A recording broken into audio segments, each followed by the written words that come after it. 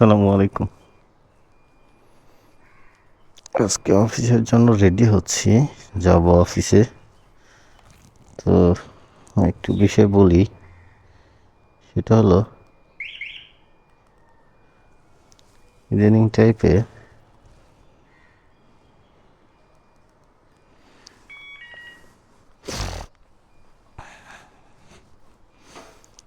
অটোর যে জ্বালাতন, মায়েরা না নিলে আসলে ভয় করে কখন শালার মায়েরা দিবে আর কখন মারামারি শুরু করবে। এই জন্য প্রমাণের জন্য ক্যামেরাটা সাথে নেই, যেন আর যাই হোক ঝামেলা না করে।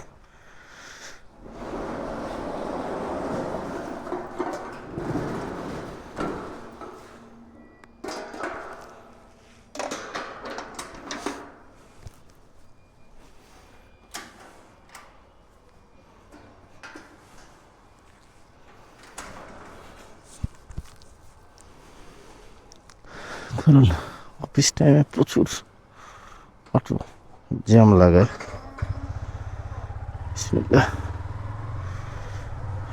জন্য ক্যামেরা নিয়ে বের হচ্ছি।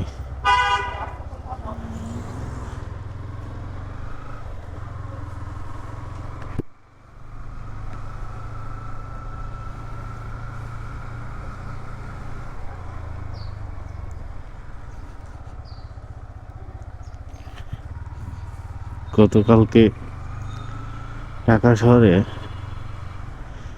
অটোরিকশা জব্দ করছে অনেক জায়গায়, বিশেষ করে ধানমন্ডি এরিয়াতে জব্দ করে ওখানেই ডিস্ট্রয় করছে। কিছু কিছু জায়গায় আবার প্রতিবাদ হয়েছে, প্রশাসন কিছু করতে পারেনি, কিন্তু ধানমন্ডিতে একদম ভেঙে ঘুরে দিছে এই অটোরিকশাগুলো।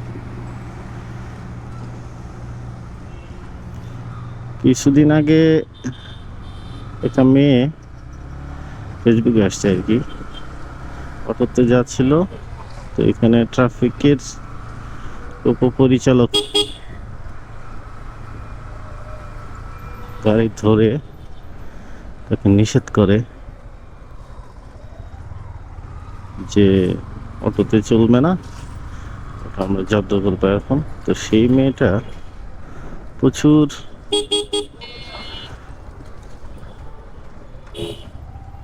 বার্গেনিং করে যে কেন অটো চলবে না, পুলিশের কোন ধারায় কোন নিয়মে লেখা আছে যে অটো নিষিদ্ধ, আমাকে ধারা দেখা। এটা নিয়ে প্রচুর একটা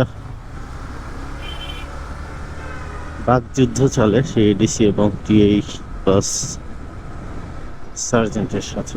সে অবশেষ সে না পেরে সেগুলোকে ছেড়ে দেয় পুলিশ কর্মকর্তা। এখান থেকে প্রতীয়মান হয় যে কিছু কিছু বাঙালি আছে যারা আসলে চায় না অটো তুলে দেওয়া হোক, কিন্তু এটা যে কত বড় মারাত্মক মানুষের জন্য, দুর্ঘটনার জন্য, এটা আসলে তারা বোঝে না। কারণ এমন একটা যান বানাইছে যার স্পিড আপনি 40 পর্যন্ত তুলতে পারতেছেন নর্মালি। এই অটোগুলো কিন্তু 40 পর্যন্ত নর্মালি আমাদের সাথে টানে, কিন্তু 40-এ যাওয়া যে গাড়ি, এই গাড়িটাকে যে থামাতে হবে ওই ক্যাপাসিটি, ওই ব্রেকিং সিস্টেম এই অটোতে নাই। সো আপনি গতি তুলতে পারলেন কিন্তু গাড়িকে দাঁড় করাতে পারলেন না, লাভ কি? ওই গাড়ি চালানো বা ওই গাড়ির জন্য ওই গাড়ির কোনো লাভ আছে? এটা তো দুর্ঘটনার শিকার হবেই, এটা প্রথমত। দ্বিতীয়ত হচ্ছে, ওরা যখন অটো চালায় তখন দেখবেন অটোর পা দুইটা, অটো চালকের পা দুইটা উপরে উঠানো থাকে এবং ব্যান করা থাকে। তো যখন দুর্ঘটনা ঘটবে ওই টাইমটাতে আসলে সে নিজেকে কন্ট্রোল করতে পারে না, কারণ সে তো তাৎক্ষণিকভাবে পা নিচে নামাতেও পারে না। তার পা মাটি থেকে, মানে রাস্তা থেকে প্রায় 2-2.5 ফিট উপরে থাকে। সে নিজের ব্যালেন্সে ধরে রাখতে পারে না, আরেকজনের উপরে পড়ে যায়। তো এই সিচুয়েশনের এই যে কিছু মাদারবোর্ড উল্টা যেতেই হবে তাদের, না গেলে তাদের চলবে না। নিষ্পাপ চেহারা আবার তাকায় থাকে আচ্ছাদাগুলো।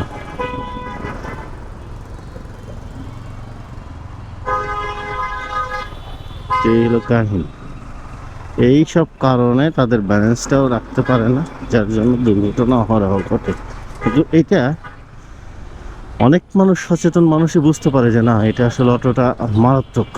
আর এটাতে বিশেষ করে মহিলা মানুষ আর স্কুলগামী বাচ্চারা বেশি উঠে। স্কুল টাইমে একটু তাড়াতাড়ি যেতে হবে, লেট হয়ে গেছে রেডি হইতে, তো ওই সময় দুর্ঘটনা বেশি ঘটে। এবং সেটার দুর্ঘটনার যেই মানে সংখ্যা, এটা বিশেষ করে নারী এবং শিশুদের সংখ্যা বেশি দুর্ঘটনা কবলিত নারী এবং শিশু। এই জন্য সরকার নানাভাবে চাচ্ছে যে এটাকে ব্যান করতে, কিন্তু পারতেছে না। না পারার কারণে আমাদের মতো কিছু মানুষ, কিছু ভালো নাগরিক, যারা এই যে ওই মহিলার মতো আইনের ধারা দেখতে চায় কোথায় লেখা আছে। আরে বাবা, প্রতিটা গাড়ির একটা করে লাইসেন্স আছে রাস্তায় নামানোর জন্য, বৈধ পরীক্ষিত বা যে কোনো একটা সার্টিফাই অর্গানাইজেশন কর্তৃক সার্টিফিকেট দেয় যে এই গাড়িটা রাস্তায় চলাচলের জন্য উপযুক্ত। হ্যাঁ, কিছু গাড়ির ফিটনেস নাই, কিছু গাড়ির স্ট্যান্ডার্ড নাই, এটা স্বাভাবিক। কিন্তু তাদের ব্রেকিং সিস্টেমে বাসগুলো চলতেছে, তাদের কিন্তু ফিটনেসটা 100% নাই, ভাঙ্গাচোরা লক্ষ্যচক্কর, কিন্তু তাদের কন্ট্রোলিংটা আছে, তারা আস্তে চালায়, তাদের ব্রেকিংটা ভালো আছে। কিন্তু আপনি যদি দেখেন যে অটোগুলা, এরা কিন্তু আস্তে চালায় না, এরা কিন্তু জোরে চালায়। কোনো অটোকে দেখবেন না যে আস্তে ধীরে যাচ্ছে, কারণ পায়ে যেভাবে রিক্সা চালায় আসে, ওই গতিতে যদি অটোগুলো চলতো আমার মনে হয় এত দুর্ঘটনা ঘটতো না।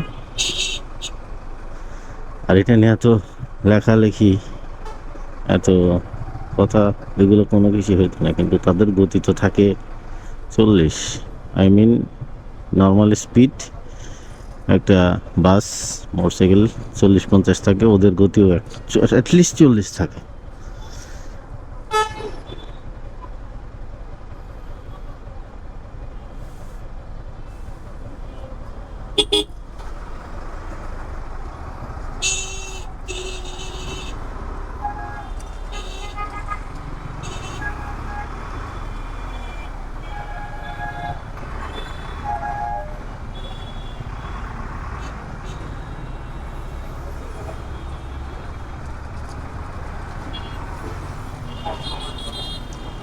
ছাপ্পান্ন 50 70, এটা হচ্ছে এয়ারপোর্টের 3rd টার্মিনালের গাড়ি।